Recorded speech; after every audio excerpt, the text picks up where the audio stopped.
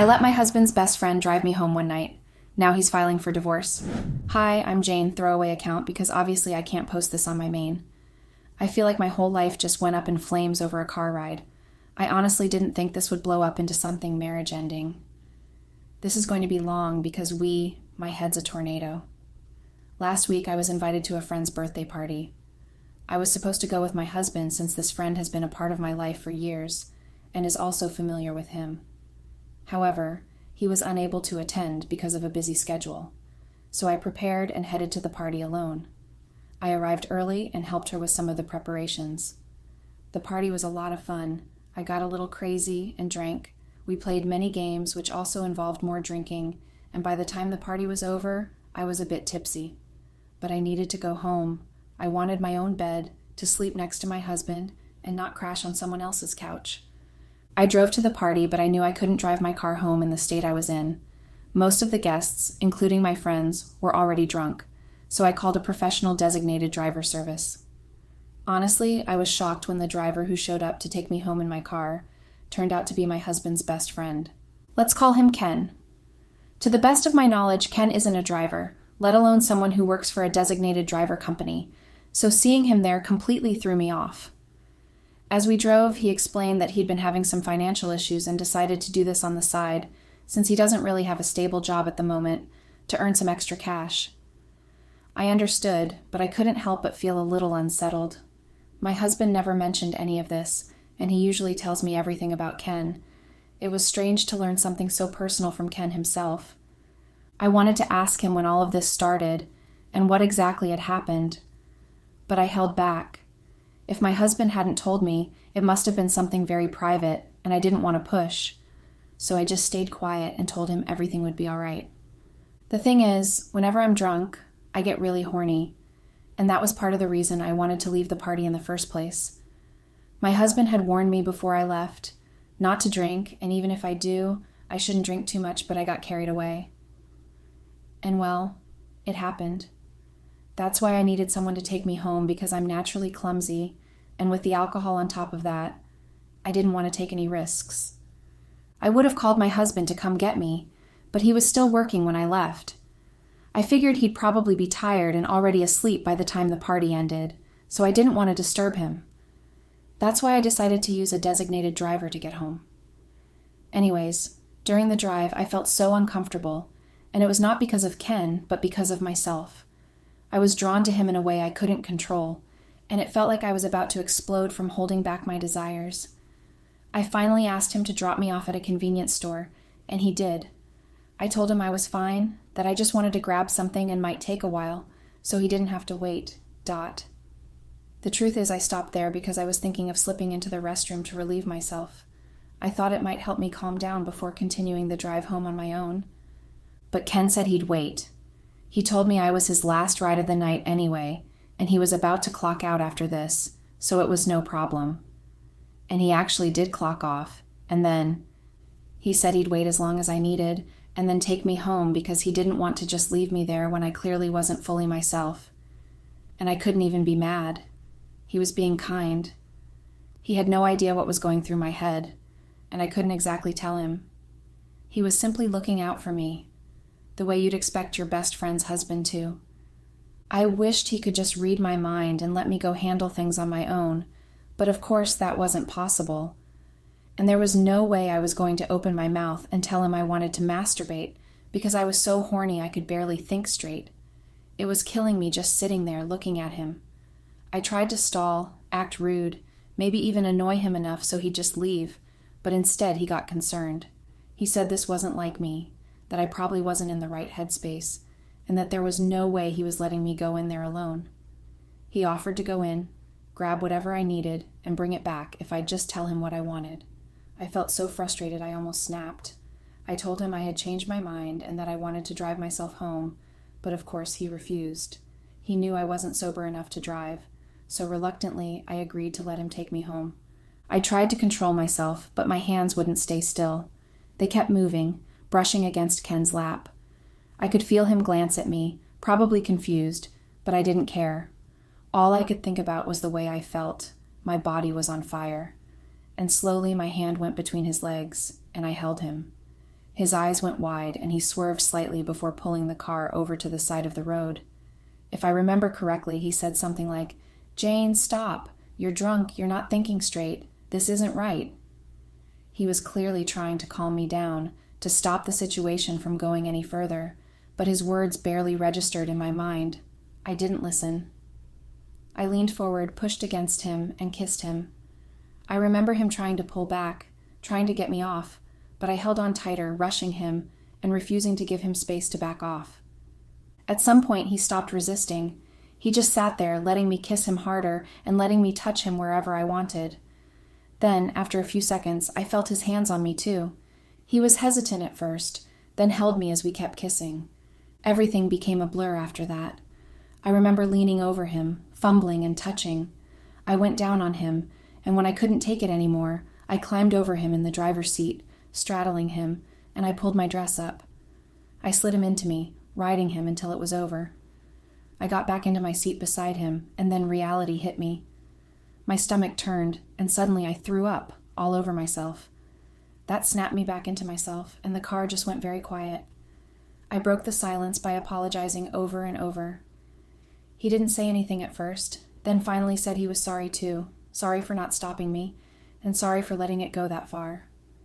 Then, gently, he told me to take off my dirty dress and put on his jacket, so I wouldn't have to go home like that. He actually got out of the car and told me to change. I hesitated at first, but I had to. My dress was completely messed up, so I didn't have much of a choice. Ken is a tall, muscular man, and I'm just a petite woman, so his jacket fit me almost like a short dress, about the same length as my own dress had been, so it was okay. When I was done changing, I called out to him, and he came back into the car. After that, we drove quietly to my apartment. When we got there, I told him I'd return his jacket the next day and apologized again. I even offered him money to make up for his time and the inconvenience, but that made him angry. He said I was using his situation against him, that maybe I had just pretended to sleep with him so I could pay him off, and that he wasn't a prostitute, so he wasn't taking my money. I told him that wasn't true, that I really was sorry, but he was clearly offended. I told him my husband could never find out about this, and he said sure, and that we should never cross paths again. I told him I knew how uncomfortable it would be for us, but that none of this had been intentional, and that I was mostly horny when drunk, and none of this had been planned. I apologized again, even for offering him money, and told him I'd try to avoid him if that would make things easier. He said he didn't care, that we should just try to stay out of each other's way. Then he got out of the car and left. I asked him how he was going to get home, and he just told me not to bother and walked away. I understood how Ken felt. He had just betrayed his best friend of over 20 years. They'd been friends since high school, and because of my impulsive behavior, I dragged him into betraying that trust.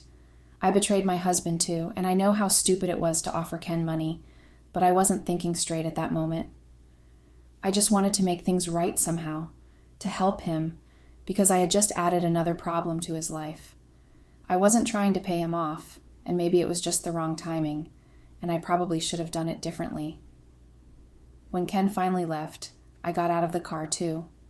I prayed my husband was already asleep so I wouldn't have to explain why I was wearing Ken's jacket. I believed he would be. It was late, and I knew he had a lot of work to do in the morning. But when I walked inside, there he was, sitting on the couch. The first thing he asked was, where I have been. I told him I'd just come back from the birthday party. He said the party had ended an hour ago and wanted to know why I was only getting home now. I snapped back, asking him how he even knew when the party ended when he didn't attend. He said he had called me several times, but I didn't answer, so he called my friend, and she told him I'd already left. That made him even more worried. I told him I was sorry for worrying him, that something came up and the ride home didn't go smoothly, but I'd explain everything tomorrow. I just wanted to go to bed. In my head, I thought I could avoid any more questions, but things don't ever go the way you plan them in your head. Then he noticed the jacket. His eyes immediately went to it, and he asked why I was wearing Ken's jacket. I was not surprised. He recognized the jacket. They've been friends for years. So I tried to act stressed, still hazy from the alcohol, and told him truthfully that Ken had been my designated driver. That only made him more suspicious. He wanted to know what that had to do with my wearing Ken's jacket. I tried to explain, but he wasn't really listening. I told him I'd thrown up on my dress, and Ken offered me his jacket so I wouldn't go home in a mess. But my husband didn't buy it. He reminded me that he had told me not to get drunk before going out, and I still did. He said what I told him didn't cover the missing hour before I got home and demanded every single detail. I told him we stopped at a convenience store to grab something. That was it, and I didn't know what else he expected me to say. The frustration bubbled up inside me until I finally snapped. I told him I was an adult, not a child, and stormed off to the bedroom before things got uglier. In the shower, I stayed for almost 30 minutes, scrubbing myself until my skin felt raw, trying to wash away the smell of alcohol and the mess of the night, everything. By the time I got out, I was drained, so I just slipped into bed and was ready to sleep and leave the fight for another day. But my husband didn't leave it for another day. He walked into the bedroom and called my name loudly enough to jolt me. I told him to lower his voice, that it was late, but that only made him angrier. He wasn't going to let it go. He said that I had no right to tell him how to speak to me. At that point, I felt my own anger rise, and I told him that I was offended at how angry and insecure he was acting, as if I'd planned for his best friend to be the one who drove me home. If he hadn't wanted that, he should have come with me to the party in the first place and avoided the situation entirely. And then, that's when I was humbled. He threw a dash cam onto the bed and told me to explain what he had just watched. That was the moment everything inside me sank. I hadn't even thought about the dash cam in my car. It records everything, sound included, because we'd installed it after a close call with a hit-and-run driver a year ago. I'd completely forgotten about it, and now every word, touch, and sound from that drive home was sitting right there in his hands, and I didn't know how to defend myself. That was the moment I knew I had really, truly messed up. I begged him to understand that I wasn't myself, that he knew how I got whenever I drank. But he reminded me that he had clearly told me to stay off alcohol that night. And even if I had to drink, since he wasn't there, I should have at least been careful and just had a taste, not the way I went overboard. He said it felt almost like I had planned the whole thing, like I knew exactly what I was doing, and that I was now using alcohol as an excuse to manipulate him into forgiving me.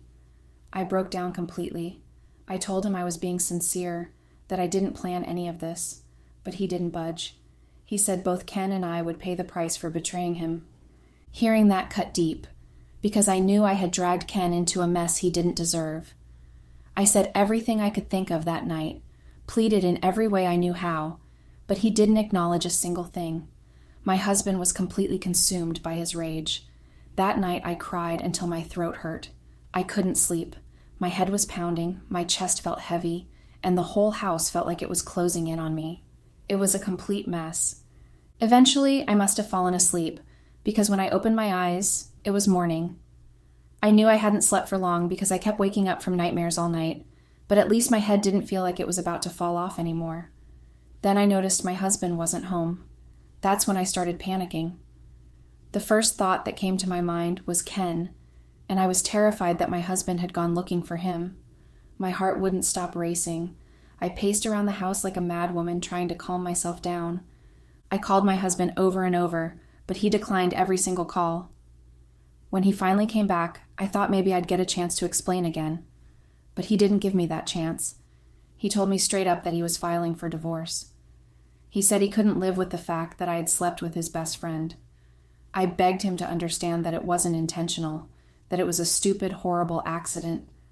But he wouldn't hear it. He said it might have been an accident to me, but it was an accident that had broken something that he couldn't put back together. He told me it was the kind of accident that could happen again because, as he put it, there was nothing stopping me from losing control another time. He said I couldn't just blame alcohol for what I did, and that I had a choice, and I made it, and that was something he couldn't forgive. Hearing those words felt like the floor had been ripped out from under me. I was shocked that he had made up his mind so quickly, after everything we'd been through together. I've been crying ever since.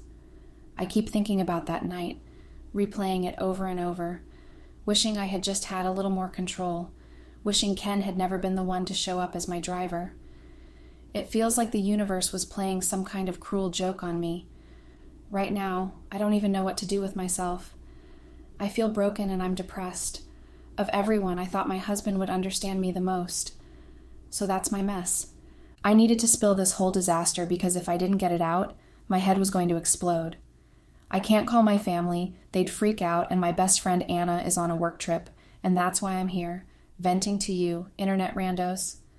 I just need to know I'm not alone, that I'm not the only one who feels this way when they're drunk. I keep wondering if someone else has ever gone through something similar, just so I can feel a little less broken. And also if there's someone somewhere who understands how it feels to destroy everything and still wish you could take it all back. Update. Well, the unthinkable happened. Ken is suffering more than I ever imagined because of what happened that night. Even though my husband knows about Ken's financial situation, he still went ahead and submitted the dashcam footage to the designated driver company. From what I heard, he told them Ken was sober, fully aware of what was happening, and still engaged with me, which, to them, meant he had taken advantage of a drunk passenger. The company didn't take it lightly. They terminated his contract immediately. I'm not trying to defend Ken, but I know myself enough to admit that I was the reason things escalated that way. My husband knows how stubborn, beastie, and demanding I get when I'm in that state, and Ken was probably just trying not to upset me or put me in danger by leaving me stranded. But none of that mattered to my husband. Ken's driving job is gone now, and his reputation in that company is ruined. Ken went completely no contact after that. I don't even know how to help him, or if I even should. Because part of me wants to explain, to tell him I never meant for any of this to happen, but another part of me knows I've already ruined enough of his life. So maybe him not being reachable is for the best. And honestly, I barely have room to breathe right now because my own life is falling apart. My husband told me to pack my things and move out of the house. Just hearing those words was as if my chest got crushed. I instantly felt this sharp, piercing pain in my chest. This is the man I've built my whole life with, and the man I thought would always be on my side no matter what. And now he's looking at me like I'm a devil he can't stand to be around. I've been trying to beg him, trying to make him see that it wasn't intentional, that I would do anything to fix this. But he just keeps saying there's nothing to fix, that it's over. And I don't even know where to go. Why this is even more heartbreaking is because my husband knew of my drunken state, but now he's acting like everything is a made-up story. I felt bad. I have suggested that I'd go therapy and fix myself, but my husband said that I support that for me, but it doesn't change anything and that my desperation was beginning to annoy him, and if I don't move out by the end of week, that he would drag me out and humiliate me publicly. So I went to his sister, hoping she would understand and help me talk to him, because if there's anyone he listens to, it's her. I didn't care if he called me desperate or hated me for it.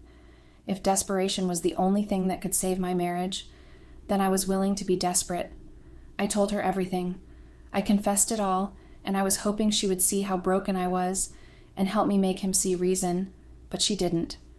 She told me to just walk out of her brother's life.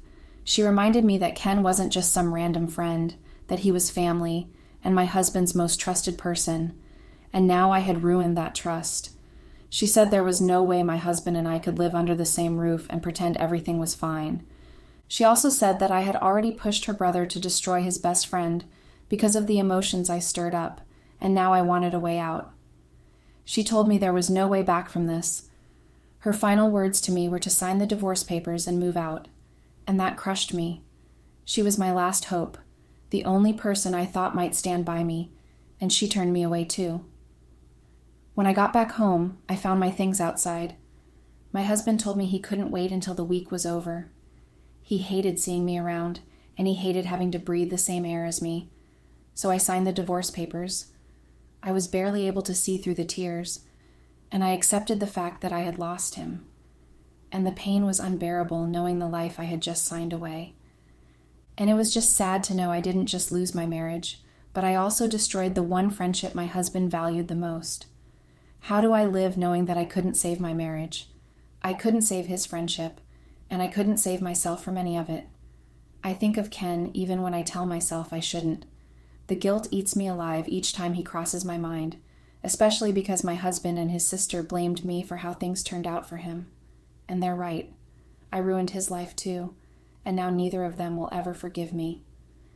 Even when I close my eyes, I can't escape that night, and I don't know if I'll ever find peace again.